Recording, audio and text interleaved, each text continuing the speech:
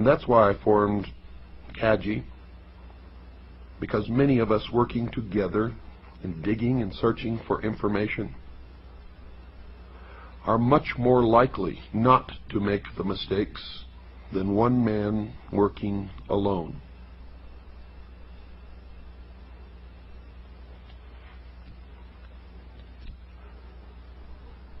Let's go back now to the beginning,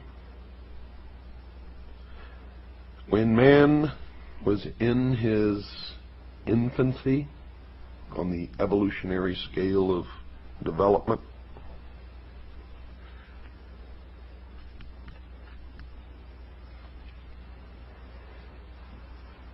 Man was alone.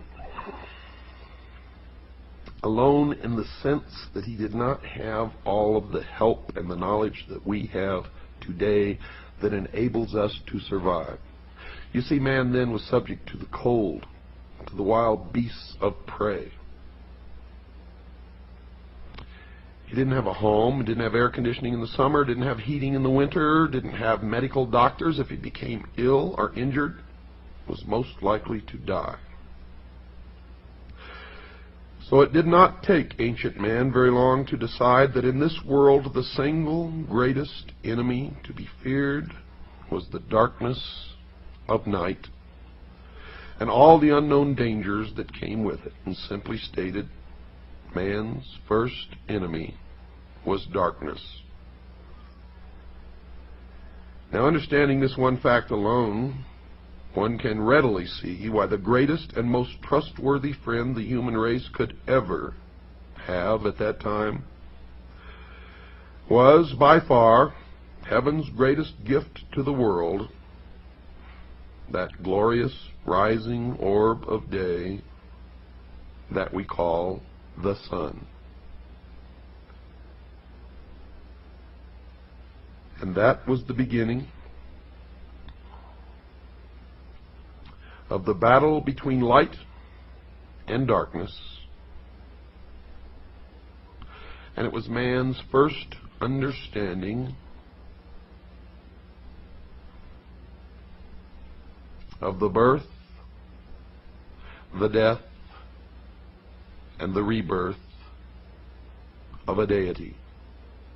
For the sun rose, was born in the morning, traveled across the heavens, where it reached its most powerful point, the zenith, and that will explain why so many things occur at noon or near noon,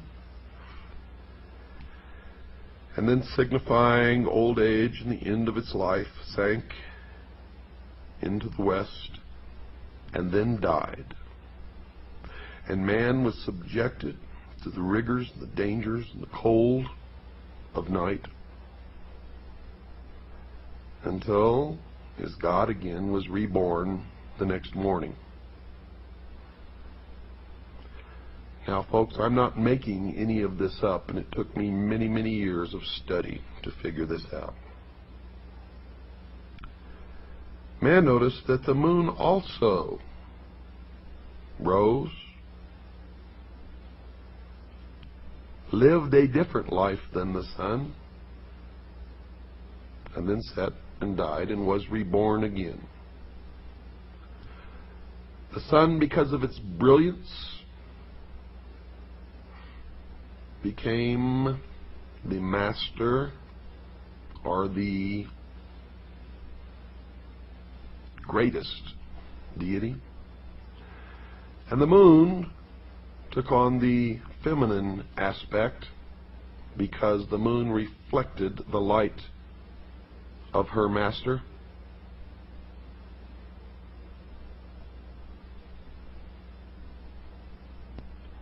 And all of this will begin to make sense to you eventually as we go through this, because from now on every program that I do is going to be devoted to this, to the explanation of the esoteric religion, the ancient mystery religion.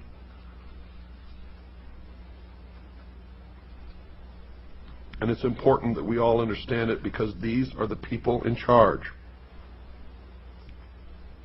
And don't ask me to tell you the truth of religion, for I really believe in the Constitution and that we all have a right to worship our own God in our own way.